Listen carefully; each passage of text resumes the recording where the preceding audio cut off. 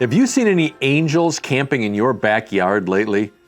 Hey friends, it's Pastor Mike from Fellowship Church. Always enjoy connecting with you midweek. Hope you and your family are blessed. Hope you're loving this warm weather. That thought for you again. Have you seen any angels camping in your backyard lately? I kind of hope the answer to that is no, but let me tell you where I'm going with all this.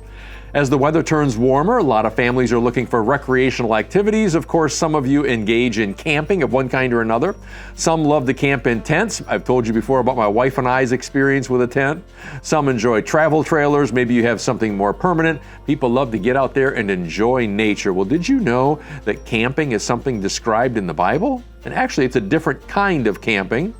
There is a passage in Psalm 34. It's a kind of unique psalm. It's when David was actually pretending to be insane around the king of one of his enemies so the king wouldn't kill him. It's a really interesting chapter of the Bible backing that up.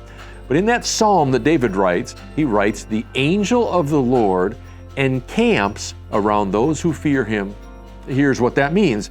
It doesn't mean that angels were out enjoying a little bit of recreational activities with a nice coalman. No, they had a practice that they engaged in during times of war. Whenever an army went out, and generally speaking, the king would always go out with the army, they didn't simply allow the king to pitch a tent somewhere around the rest of the soldiers. No. The king's tent would always be in the center of the gathering, and the rest of the soldiers would be camped around the king.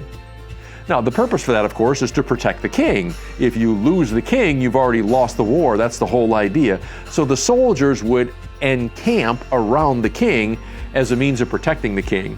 And they weren't so worried about protecting the king during the daylight hours. They were more concerned about protecting the king at night. That's when the danger was most possible. So the king would always be in the center with the soldiers encamped around the king. And here's that psalm passage for you again.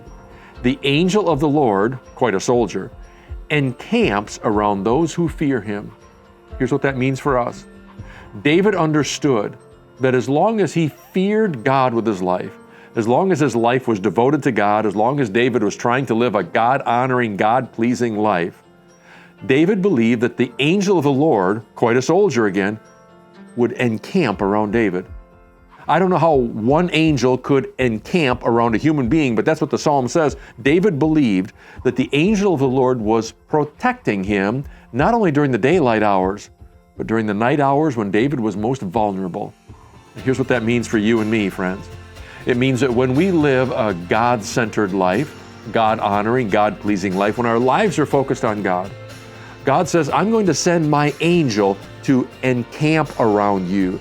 Pitch a tent around you, if you will, so that you are protected from any enemies seen, enemies unseen, and protected not only during the daylight hours of life, but also protected during the nighttime hours of life. And now we're not talking about clocks here at all either, friends.